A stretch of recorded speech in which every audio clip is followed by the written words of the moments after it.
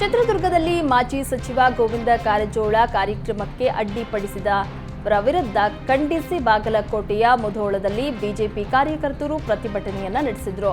ನಗರದ ಶಿವಾಜಿ ವೃತ್ತದ ಬಳಿ ಜಮಾಯಿಸಿದ ಬಿಜೆಪಿ ಕಾರ್ಯಕರ್ತರು ಟೈರ್ಗೆ ಬೆಂಕಿ ಹಚ್ಚಿ ಕಾಂಗ್ರೆಸ್ಸಿಗರ ವಿರುದ್ಧ ಧಿಕ್ಕಾರ ಕೂಗಿ ಆಕ್ರೋಶ ಹೊರಹಾಕಿದ್ರು. ಬೆಳಗಾವಿ ರಾಯಚೂರು ರಾಜ್ಯ ಹೆದ್ದಾರಿಯ ಮಧ್ಯದಲ್ಲಿಯೇ ಕುಳಿತು ರಸ್ತೆ ತಡೆ ನಡೆಸಿದ ಪ್ರತಿಭಟನಾಕಾರರು ಮಾಜಿ ಸಚಿವ ಗೋವಿಂದ ಕಾರಜೋಳ ರಾಜ್ಯವ್ಯಾಪಿ ಸಂಚರಿಸಿದರೂ ಏನೂ ಆಗಿಲ್ಲ, ಆದರೆ ಚಿತ್ರದುರ್ಗದಲ್ಲಿಯೇ ಈ ರೀತಿ ಅಡ್ಡಿಪಡಿಸಿದ್ದು ಖಂಡನೀಯ. ಇದೇ ಪರಿಸ್ಥಿತಿ ಮುಂದುವರೆದಲ್ಲಿ ರಾಜ್ಯಾದ್ಯಂತ ಉಗ್ರ ಹೋರಾಟ ನಡೆಸುವುದಾಗಿ ಬಿಜೆಪಿ ಕಾರ್ಯಕರ್ತರು ಎಚ್ಚರಿಕೆ ನೀಡಿದರು. ವಿವಿಧ ಬೇಡಿಕೆಗಳ ಈಡೇರಿಕೆಗೆ ಆಗ್ರಹಿಸಿ ಚಾಮರಾಜನಗರದಲ್ಲಿ ಆಶಾ ಕಾರ್ಯಕರ್ತೆಯರು ಪ್ರತಿಭಟನೆ ನಡೆಸಿದರು. ನಗರದ ಜಿಲ್ಲಾಧಿಕಾರಿ ಕಚೇರಿ ಬಳಿ ಪ್ರತಿಭಟನಾ ಧರಣಿ ನಡೆಸಿದರು. ಗುತ್ತಿಗೆ ಹಾಗೂ ಹೊರಗುತ್ತಿಗೆ ನೌಕರರನ್ನ ಖಾಯಂಗೊಳಿಸಬೇಕು, ಅಗತ್ಯ ವಸ್ತುಗಳ ಬೆಲೆ ಏರಿಕೆ ತಡೆಗಟ್ಟಬೇಕು, ವಿದ್ಯುತ್ ತಿದ್ದುಪಡಿ ಮಸೂದೆ 2023 ಹಿಂಪಡಿಬೇಕು ಅಂತ ಆಗ್ರಹಿಸಿದ್ರು. ಕೇಂದ್ರ ಹಾಗೂ ರಾಜ್ಯ ಸರ್ಕಾರಗಳ ವಿರುದ್ಧ ಧಿಕ್ಕಾರ ಕೂಗಿ ಆಕ್ರೋಶ ವ್ಯಕ್ತಪಡಿಸಿದ್ರು. ಬೇಡಿಕೆಗಳನ್ನ ಶೀಘ್ರವೇ ಈಡೇರಿಸಬೇಕೆಂದು ಒತ್ತಾಯಿಸಿದ್ರು. ರಾಮನಗರ ಭಾಗದಲ್ಲಿ ಕಾಡಾನೆಗಳ ಹಾವಳಿ ಹೆಚ್ಚಾಗಿದೆ. ರೈತರು ಬೆಳೆದಿದ್ದ ಭತ್ತದ ಫಸಲನ್ನ ಸಂಪೂರ್ಣವಾಗಿ ಕಾಡಾನೆಗಳ ಹಿಂಡು ನಾಶ ಮಾಡಿವೆ. ಕನಕಪುರ ತಾಲೂಕಿನ ದ್ಯಾಪೇಗೌಡದೊಡ್ಡಿ ಗ್ರಾಮದ ನಿವಾಸಿಗಳಾದ ಮಹದೇವಯ್ಯ ಎಂಬುವವರಿಗೆ ಸೇರಿದ್ದ ಭತ್ತದ ಫಸಲನ್ನ ರಾತ್ರಿ ಕಾಡಾನೆಗಳು ನಾಶ ಮಾಡಿವೆ. ರೈತರು ಬೆಳೆಯನ್ನ ಕಳೆದುಕೊಂಡು ಕಂಗಾಲಾಗಿದ್ದಾರೆ. ಅರಣ್ಯ ಇಲಾಖೆಗೆ ಎಷ್ಟೇ ಮನವಿ ಮಾಡಿದ್ರೂ ಪ್ರಯೋಜನ ಆಗ್ತಾ ಇಲ್ಲ. ಕೂಡಲೇ ಕಾಡಾನೆಗಳ ಹಾವಳಿಯನ್ನ ತಡೆಗಟ್ಟುವಂತೆ ರೈತರು ಮನವಿಯನ್ನ ಮಾಡಿಕೊಂಡಿದ್ದಾರೆ. ಮಾಗಡಿ ವ್ಯಾಪ್ತಿಯಲ್ಲಿ ಜಪ್ತಿ ಮಾಡಿದ್ದ ಅಕ್ರಮ ಮದ್ಯವನ್ನ ಅಬಕಾರಿ ಅಧಿಕಾರಿಗಳು ನಾಶಪಡಿಸಿದ್ದಾರೆ. ಮಾಗಡಿ ಪಟ್ಟಣದ ಅಬಕಾರಿ ಜಿಲ್ಲಾ ಉಪ ಅಧೀಕ್ಷಕ ಎಂ ನಟರಾಜು ಹಾಗೂ ನಿರೀಕ್ಷಕ ಎಂ ನಾರಾಯಣ್ ನೇತೃತ್ವದಲ್ಲಿ ಸಾವಿರಾರು ಲೀಟರ್ ಮದ್ಯವನ್ನ ನಾಶಪಡಿಸಲಾಯಿತು. ಇನ್ನು ಅಕ್ರಮ ಮದ್ಯದ ಬಗ್ಗೆ ದೂರು ನೀಡಿದ್ರೆ ಕ್ರಮ ಕೈಗೊಳ್ಳುತ್ತೀವಿ ಅಂತ ಅಧಿಕಾರಿಗಳು ಸಾರ್ವಜನಿಕರಿಗೆ ತಿಳಿಸಿದರು. ಮೀನುಗಾರಿಕೆಗೆ ತೆರಳಿ ಹಿಂತಿರುಗುತ್ತಿದ್ದಾಗ ದೋಣಿ ಮಗುಚಿ ಇಬ್ಬರು ಮೀನುಗಾರರು ಮೃತಪಟ್ಟ ಘಟನೆ ಉಡುಪಿಯ ಶಿರೂರು ಕಳುಹಿಸಿದ್ದು ಎಂಬಲ್ಲಿ ನಡೆದಿದೆ. ಅಬ್ದುಲ್ ಸತ್ತರ್ ಹಾಗೂ ಭಟ್ಕಳದ ಮಿಸ್ಸಾ ಯೂಸುಫ್ ಮೃತಪಟ್ಟಿದ್ದಾರೆ. ರಾತ್ರಿ 10 ಗಂಟೆ ಸುಮಾರಿಗೆ ಶಿರೂರು ಕಳುಹಿತ್ತುನಿಂದ ಮೀನುಗಾರಿಕೆಗೆ ತೆರಳಿದ್ದ ಸುಮೈರಾ ಅಂಜುಮ್ ದೋಣಿಯಲ್ಲಿ 3 ಮೀನುಗಾರರು ಮೀನುಗಾರಿಕೆಗೆ ತೆರಳಿದ್ರು.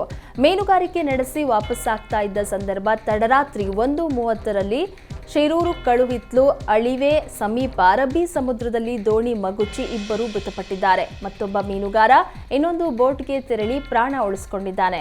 ಘಟನೆ ಸಂಬಂಧ ಶಿರೂರು ಪೊಲೀಸ್ ಠಾಣೆಯಲ್ಲಿ ಪ್ರಕರಣ ದಾಖಲಾಗಿದೆ. ಉಡುಪಿಯ ನೇಜಾರುವಿನ ಒಂದೇ ಕುಟುಂಬದ 4 ಹತ್ಯೆ ಆರೋಪಿ ಪ್ರವೀಣ್ ಅರುಣ್ ಚೌಗುಲೆಯ ನ್ಯಾಯಾಂಗ ಬಂಧನ ಅವಧಿ ವಿಸ್ತರಣೆಯಾಗಿದೆ.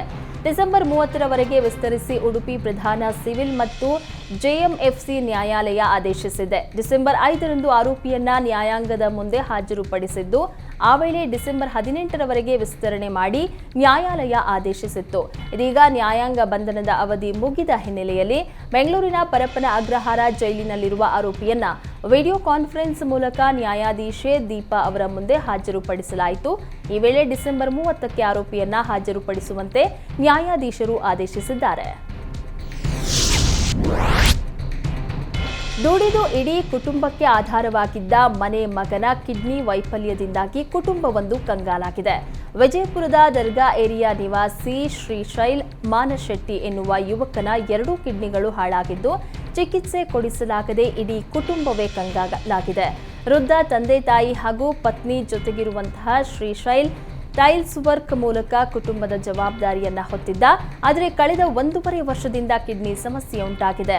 ಲಕ್ಷಾಂತರ ರೂಪಾಯಿ ಖರ್ಚು ಮಾಡಿ ಚಿಕಿತ್ಸೆ ಕೊಡಿಸಲಾಗಿದೆ, ಆದರೂ ಪರಿಸ್ಥಿತಿ ಸುಧಾರಿಸಿಲ್ಲ.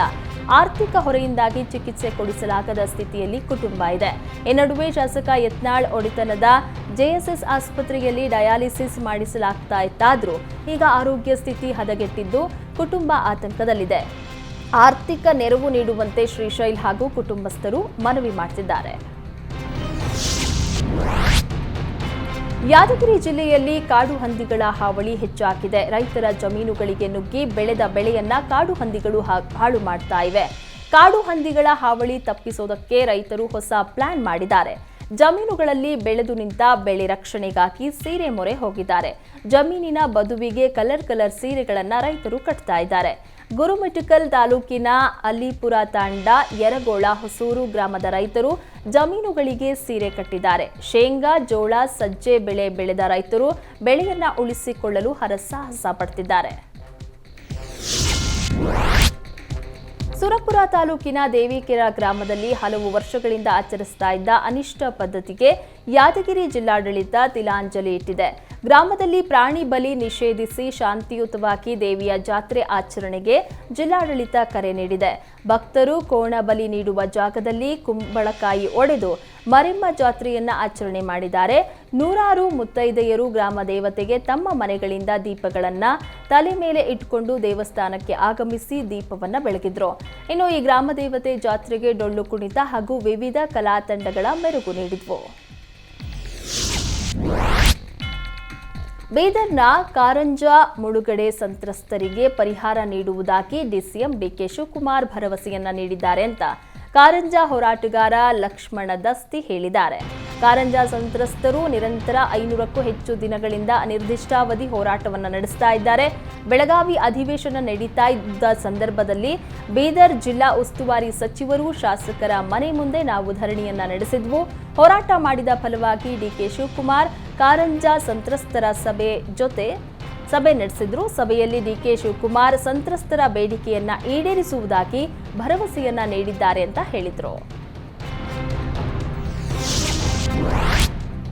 ಮತ್ತಷ್ಟು ಸುದ್ದಿ ಬ್ರೇಕ್ನ ನಂತರ.